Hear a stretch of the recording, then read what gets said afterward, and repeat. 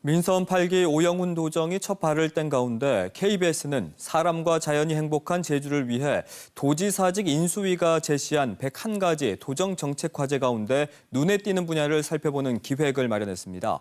먼저 첫 순서로 도민들이 가장 피부에 와닿는 분야인 대중교통 관련 정책을 안서연 기자가 짚어봤습니다. 제주의 유일한 대중교통인 시내버스.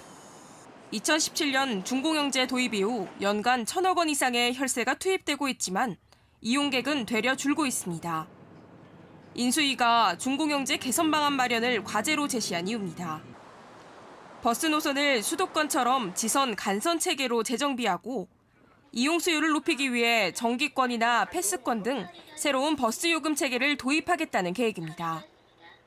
오는 9월 관련 용역 결과가 나오면 구체적인 계획을 수립할 텐데 중장기적으로는 핵심 공약인 15분 도시 생활권 조성과 연계해 개선 방안을 제시할 예정입니다. 여기에 함께 추진하는 게 새로운 교통수단인 수소트램 도입입니다. 버스 중공영제가 갖고 있는 문제점을 좀 더 개선해보기 위해서는 새로운 대중교통 체계의 도입이 필요한데 여기에 수소트램이 그 역할을 할 수 있지 않을까.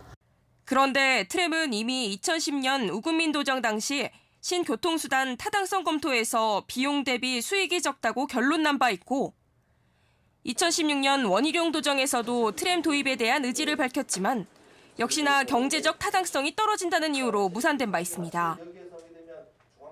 지난해 제주도 10년 단위 최상위 법전 계획인 제3차 제주국제자유도시 종합계획에 포함되면서 다시 추진 동력을 얻게 됐지만 여전히 실효성에 대한 의문은 해소되지 않고 있습니다.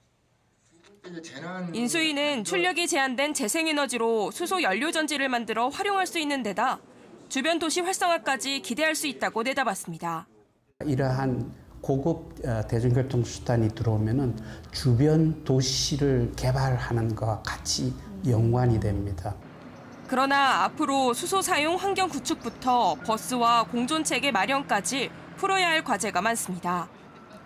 그런데 민선 8기 제주도정은 당장 9월부터 용역비 5억 원을 추경으로 확보해 트램 도입을 위한 사전 타당성 검토 용역을 하겠다고 밝혔습니다.